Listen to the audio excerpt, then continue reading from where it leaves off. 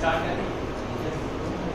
अच्छा, आज का जो टॉपिक है वो क्यू है, और इससे पहले हमने स्टैक पढ़ा है। स्टैक में सबको पता है कि एक जांच इसके अंदर सिर्फ एक ही तरफ से वैल्यू को आप इंसर्ट कर सकते थे, तो वहीं से आप वैल्यू को निकाल सकते थे, कुछ और कॉप करते हैं। क्यू के अंदर क्या होता है कि रियल लाइफ में क्यू आप लोगों को सबको पता होगा, क्यू किसको कहते हैं? तार होती है। और कहाँ पर यूज होते देखा क्यू को आपने? इसकी एप्लीकेशन है बैंक, मतलब कहीं भी लाइन में खड़े हैं तो फर्स्ट पे बोला तो दूसरी फर्स्ट पे लंगर खाने के अंदर क्यू लगी होती है, जो सबसे पहले आता है तो सबसे पहले सर्व किया जाता है, ऐसे ही है पहले आप। इसी तरह आप लोगों में जो एडमिशन होता है, एडमिशन के वक्त पे जो पहले आता है उसको एडमिशन पहले मिलता है। अगर 50 सीट्स हैं तो अगर 2 बच्चा पहले आए तो उसको पहले एडमिशन दिया जाएगा। और क्यों बैंक के अंदर आप एप्लीकेशन कोई फॉर्म जमा करवाना चाहते हैं, कोई चालान जमा करवाना चाहते हैं, तो वहाँ पर भी क्यू लगी होती है। तो जो सबसे पहले आता है उसका चालान सबसे पहले सबमिट होता है, वो पहले सर्व होता है।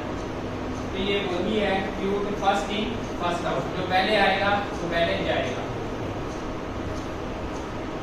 इंट्रोडक्शन क्या है? Q is a linear data structure, क्योंकि एक कार के अंदर हम खड़े हैं, ये क्या होता है? Linear data structure. ये लाइट ये भी ये नाम है प्रोजेक्ट नाम है, बस ठीक है अच्छा, इसके बाद क्या है कि first element added to the queue in the first one to be removed. क्या होगा कि लास्ट पर जो है वो इसका एलिमेंट जो है वो ऐड होता है क्यू के अंदर, और जो सबसे पहले होता है वो रिमूव होता है। किसी लाइन में एक आदमी लगा हुआ तो वो क्या होगा? सबसे पहले सर्व होगा। इसके ऑपरेशंस क्या हैं? जिस तरह स्टैक के ऑपरेशन होते हैं, इसके ऑपरेशन क्या हो सकते हैं? इन क्यू, वहाँ पे हमने क्या देखा? पुश, इसको क्या कहेंगे? इन क्यू। क्यू के अंदर ऐड करना, इन होना। डी क्यू, क्यू से रिमूव करना, ठीक है। इसके बाद है पी, ये सेम फंक्शन है जो हमने स्टैक के अंदर देखा है, सबसे ऊपर वाला होता है टॉप वाला फंक्शन, वो क्या होता है? पीक या टॉप का फंक्शन। इसी तरह इस एम्प्टी और इस फुल, ये सिमिलर फंक्शन है जो हमने लास्ट टाइम देखे हैं कि स्टैक क्या खाली है कि नहीं। इसी तरह क्यू अगर खाली है तो वो बताएगा इस एम्प्टी, और अगर फुल है तो इस फुल का फंक्शन आप लोगों को ये बताएगा कि स्टैक फुल है या नहीं। क्यू अच्छा, क्यू इम्प्लीमेंटेशन आप कैसे कर सकते हैं? आप अरे का यूज कर सकते हैं, वेक्टर का यूज कर सकते हैं, लिंक लिस्ट का यूज कर सकते हैं। स्ट्रक्चर का, डाटा स्ट्रक्चर बनाने के लिए आप कोई भी एक लीनियर अरे होती है, एक लीनियर अरे होती है और एक होती है सर्कुलर अरे। इस तरह हमारे पास इससे पहले हमने क्या पढ़ा है? लीनियर और सर्कुलर लिंक लिस्ट पढ़ाने से पहले। अब क्या है कि ये जो हमारी क्यू है वो लीनियर भी हो सकती है और सर्कुलर भी हो सकती है। इसके लिए हम यूज कर सकते हैं अरे का भी यूज कर सकते हैं, स्ट्रक्चर का भी यूज कर सकते हैं। अच्छा, इसके अंदर अब 2 चीजें होंगी, एक होगा फ्रंट और एक होगा रेयर। फ्रंट क्या पर क्या वैल्यू स्टोर है, तो ये रेयर का, रेयर मिरर का पता है ना? रेयर का मतलब क्या होता है? रेयर होता है बैक, गाड़ी के अंदर जो एक मिरर लगा होता है उसको कहते हैं रेयर मिरर, जो हमें पीछे से बताता है कि कुछ गाड़ियां क्या आ रही हैं। तो इसी तरह रेयर जो होती है वो लास्ट इंडेक्स होगा हमारा अरे के अंदर, और फ्रंट क्या होगा? जो सबसे पहला इंडेक्स होगा। अच्छा, इन क्यू करते वक्त आपने अब क्योंकि किताब में एक नई वैल्यू ऐड करनी है, तो हमने कहाँ पर ऐड करेंगे? क्यू के लिए लास्ट पर ऐड करेंगे ना, तो इंडेक्स कौन सा होना चाहिए उसके लिए? हम ये नहीं करना कि इन क्यू कर रहे हो तो फ्रंट पे ऐड कर दो। इसका मतलब है कि जो लास्ट पे आ रहा है वो सबसे पहले सर्व हो रहा है। आपने क्या करना है? जो लास्ट पे आ रहा है वो सबसे लास्ट पे सर्व। तो इसीलिए आपने इसको ऐड कहाँ पर करना है? अरे के रेयर में इंडेक्स पर। रेयर इंडेक्स कौन सा होता है? लास्ट वाला होगा। और फ्रंट इंडेक्स कौन सा होगा? जो सबसे पहले वाला इंडेक्स होगा। इसी तरह जब आपने डी क्यू करना है, अब जब वैल्यू निकालनी है तो कौन सी निकालेंगे? सबसे लास्ट वाली नहीं निकालनी। इसका मतलब है कि जो सबसे लास्ट पे आया वो सबसे पहले DQ हो रहा है। DQ करना है अपने फ्रंट वाले को, जो सबसे आगे है उसको DQ करना है। क्लियर? अच्छा, इसके बाद लीनियर डाटा स्ट्रक्चर के अंदर एक प्रॉब्लम है कि इसमें हमारी जो स्पेस है वो ज़्यादा यूज होती है, वेस्ट होती है। अच्छा, यहाँ पर अगर हम एक एग्जाम्पल लेते हैं, ये एक अरे है, ठीक है। Q हमारे पास है, ये हमारे पास फ्रंट है। तो स्टार्ट में क्या होगा कि हमारा रेयर और फ्रंट जो है वो सेम होगा। आपने जब एक वैल्यू ऐड करनी है तो जो फर्स्ट वैल्यू है वो यहाँ पर आएगी। फर्स्ट करें आपने 10 ऐड किया, तो अब रेयर जो है वो कहाँ पे शिफ्ट हो जाएगा? नेक्स्ट। रेयर आपको बताता है कि नेक्स्ट वैल्यू आपकी कहाँ पर स्टोर होनी है, रेयर का इंडेक्स। अब आपने क्या किया, एक नई वैल्यू ऐड की 20, तो रेयर आपका कहाँ पर शिफ्ट हो जाएगा? तो यहाँ पर आ जाएगा, एक का इंक्रीमेंट हो जाएगा इसमें 30, ठीक है। रेयर आना चाहिए यहाँ पर, हर एक इंडेक्स के बाद एक का इंक्रीमेंट होगा। अब नेक्स्ट वैल्यू जो आएगी वो यहाँ पर स्टोर होगी। स्टार्ट में दोनों फ्रंट और रेयर 0 थे, फ्रंट वैल्यू ऐड की तो रेयर +1 हो गया। जब इसमें एक वैल्यू ऐड की तो रेयर +1 ऐड हो जाएगा। जब इसमें एक वैल्यू ऐड होगी तो रेयर यहाँ पर आ जाएगा। अब यहाँ पर हमने क्या किया है कि सभी वैल्यू जो है वो ऐड हो गई है। सपोज करिए एक वैल्यू है तो रेयर अब नेक्स्ट शिफ्ट हो जाएगा, रेयर के अंदर एक का और इंक्रीमेंट हो जाएगा। अगर क्योंकि ये अब अरे जो है साइज तक पहुंच गया तो रेयर नेक्स्ट तक पहुंच जाएगा। अब क्या करना है, हमने इसको DQ करना है। DQ करने के लिए आप क्या करेंगे, इस अरे को वैल्यू एक निकालते जाएं इसमें से। आपने अब ये वैल्यू को निकालना है तो फ्रंट आप कह दें कि हमारा ये वाला है, तो ये ऑटोमेटिकली वैल्यू निकल जाएगा। जब आप फ्रंट को आगे ले आएंगे तो हमारा अरे का ये पार्ट आउट हो जाएगा, इससे रिमूव हो जाएगा अरे से। उसके बाद अगर आप फ्रंट को एक और इंक्रीमेंट करते हैं, फ्रंट ++ करते हैं, तो फ्रंट हमारा ये वाला हो जाएगा। इसी तरह आपको फ्रंट ++ करते हैं, आप रेयर और फ्रंट के इक्वल आ जाते हैं, तो आपकी सारी वैल्यू रिमूव हो जाएंगी। अब क्या प्रॉब्लम है कि अगर आपने दोबारा वैल्यू ऐड करनी है, एक न्यू InQ करना है, तो आप नहीं कर सकते इसमें।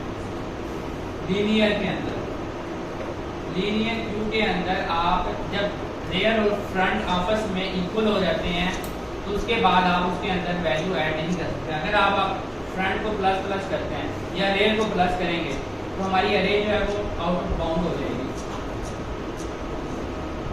तो ये प्रॉब्लम है। अब ये जो मैपिंग तो क्रिएट हो चुकी है रैम के अंदर, ये इंडेक्स भी क्रिएट हो गए। हमने क्या किया, सिर्फ अब इनको यूज नहीं कर सकते, हमने क्या किया, इसको ++ किया है। अगर हम दोबारा चाहते हैं कि एक नई वैल्यू ऐड हो, जब एक Q खत्म होगी, हम दोबारा इस Q को रीयूज करना चाहते हैं तो हम नहीं कर सकते। दोबारा में क्या करना होगा, तो दोबारा इसको डिलीट करना होगा, दोबारा से प्रोग्राम को रन करना। तो रन टाइम पर आप इसको चेंज नहीं कर सकते। तो इस प्रॉब्लम को सोल्व करने के लिए आप क्या करते हैं, इसका एक सर्कल बना देते हैं कि जैसे ही रेयर जो है वो लास्ट पर पहुंचे, सॉरी फ्रंट जो है वो क्या होना चाहिए, अब हमारा फ्रंट दोबारा 0 हो जाए। फ्रंट 4 होने के बाद फ्रंट की वैल्यू दोबारा क्या हो जाए, 0। तो अब फ्रंट दोबारा शिफ्ट होना जाना चाहिए कि 0 इंडेक्स पर। तो ये काम किसमें होता है, सर्कुलर Q के अंदर। इसको हम आगे प्रैक्टिकल में देखते हैं कैसे करते हैं। फिलहाल ये देखते हैं कि इसकी रिप्रेजेंटेशन Q के अंदर इस एम्प्टी का फंक्शन तब हमें आउटपुट ट्रू देगा जब हमारी Q जो है वो खाली होगी। इसके बाद हमारे पास एक Q यहाँ पर 1 InQ हो रहा है, इसके बाद 2 InQ हुआ, तो अब हमारे पास वैल्यू कितनी होगी इसमें,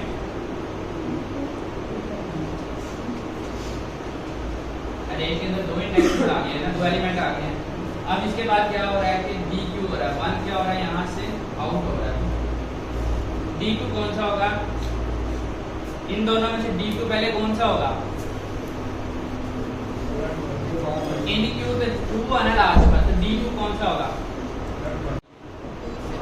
यहाँ पर, यहाँ पर, यहाँ पर।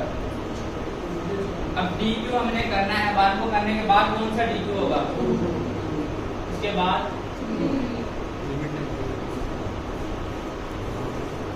यहाँ पर 3 आएगा, ये देखिए ये हमारे पास एक रे है, इसके ये इंडेक्सेस हैं, इसके 2 इंडेक्स पर अभी ये क्या वैल्यू रखी हुई है डी, ये हमारा फ्रंट है, ठीक है। और उसके बाद रेयर जो है वो 5।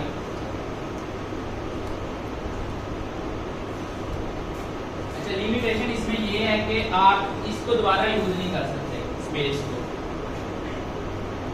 लीनियर क्यू के अंदर एक दफा जो वैल्यू निकल जाती है, फ्रंट हमारे यहाँ पर है, फ्रंट यहाँ पर है, हालांकि फ्रंट तो कहाँ पे होना चाहिए, यहाँ पे।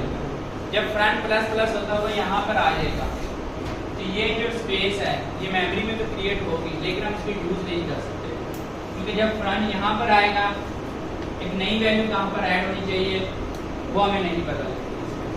रेयर और फ्रंट जो है वो एक ही इंडेक्स को जाहिर कर रहे होंगे, दोनों की वैल्यू सेम हो जाएगी। अब क्योंकि रेयर जो आपको बताता है कि नेक्स्ट इंडेक्स आपका कहाँ स्टोर हो रहा है, वो किसने बताना होता है, रेयर में। रेयर इंडेक्स आपको बताता है कि नेक्स्ट वैल्यू आपकी किस इंडेक्स पर स्टोर होगी। फ्रंट आपको बताता है कि आपकी अरे कहाँ से शुरू होगी। अब फ्रंट आपको बता रहा है कि आपकी अरे 2 से शुरू होगी, हालांकि अरे स्टार्ट कहाँ से हो रही है, 0 से। अब हमारे पास अरे इतनी है, हम इसी को यूज कर सकते हैं। जब फ्रंट यहाँ पर आ जाएगा तो हम इसको भी यूज कर सकते हैं, ये यूज नहीं होगी। ये इसकी लिमिटेशन है लीनियर क्यू के अंदर। सर्कुलर में क्या होता है कि इसकी हम इम्प्रूव करते हैं रैपिंग करके, कि जब रेयर जो है वो नीचे हो जाता है कहाँ तक, अरे के एंड तक। अरे के लास्ट पे जब रेयर पहुंच जाएगा तो आप क्या करेंगे कि मॉडुलस ऑपरेटर, पता है सबको मॉडुलस ऑपरेटर क्या करता है, रिमाइंडर के लिए यूज होते हैं। तो आप यहाँ पर यूज करेंगे मॉडुलस ऑपरेटर, वो आपको बताएगा कि आपका जब अरे खत्म हो जाए तो नेक्स्ट वैल्यू कहाँ पर शुरू हो।